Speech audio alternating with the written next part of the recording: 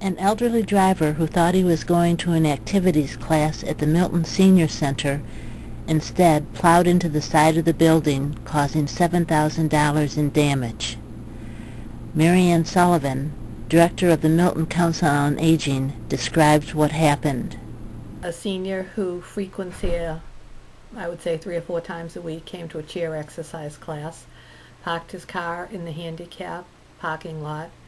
Instead of hitting the brake to put the car, so he could shut the car off, he hit the gas. He was at an angle. He took out shrubbery, a handicap sign, and his front driver's seat was inside the senior center.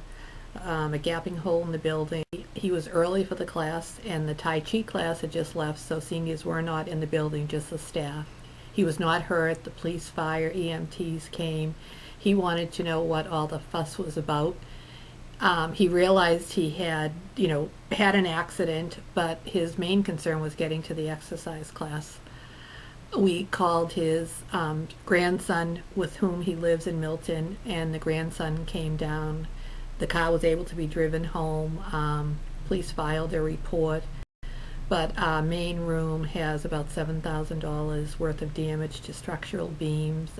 It was just a very scary situation, and we're just very, very grateful that the driver wasn't hurt, nor were any people in the vicinity of the building. Now, you said before you wouldn't have been surprised if this had happened to you sitting right here in this office where you're right by the window going out to the parking lot. Can you tell me what sort of warning signs you've had before? Actually, he wasn't one that we had red flagged. As you can see, my office looks right over the parking lot. We see people driving over the center island, parking at ridiculous angles, not pulling their car in enough, and we will go out, and physically bring them back out and say, look at how you parked, can you fix this? If it happens repeatedly, we will then call a family member. This gentleman, we hadn't seen that in the past. This is Sue Scheibel, staff reporter for the Patriot Ledger. For more coverage, see today's newspaper or go to patriotledger.com.